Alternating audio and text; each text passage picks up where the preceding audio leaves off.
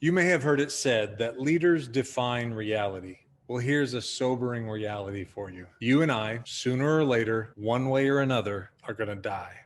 We will no longer walk this earth. A sobering thought for sure, but as with anything I share in this medium, I hope to share a positive perspective on this reality, a reality that many choose to ignore. But you are a leader, and remember, leaders define reality. Two quick stories.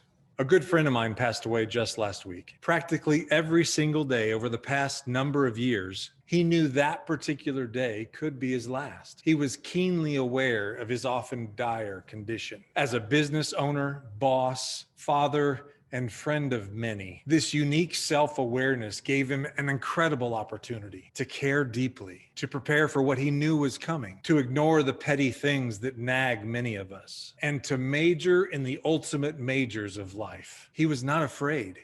He was intentional, he was purposeful, he was grateful, and he lived each day to its fullest, understanding just how much of a gift it was. Another gentleman approached me recently and asked if I would be a part of his funeral service. As a bivocational pastor, this line of questioning is not all that uncommon, but the fact that it was coming from an incredibly healthy man that had barely broken into his 40s was definitely a head snap. Healthier than most in their 20s, this business owner was doing what he always does. He was planning and preparing for the future. Our conversation was likely one of many as he took ownership of this inevitable reality we all face, and I was proud of him for it. Here is where I would like to shift this train of thought to the positive. In both of these men's lives, what I see is a willingness to acknowledge the ultimate reality in their lives and a perspective that leverages that reality to make the absolute most of life in the here and now. As a senior business leader, many of you business owners with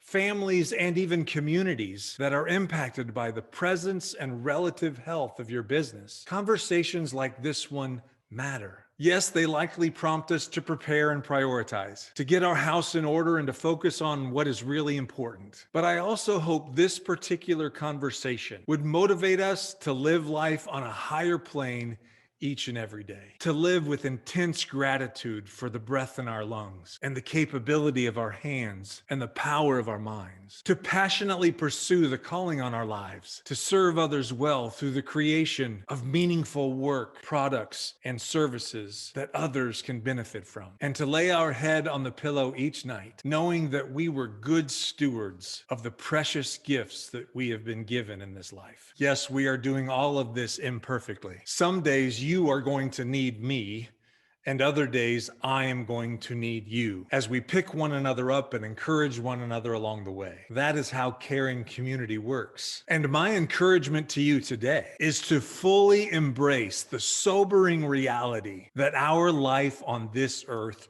is short. Doing so can point us to a conscious, intentional, purposeful approach to our business, our life, and our faith each and every day. Blessings to you and yours.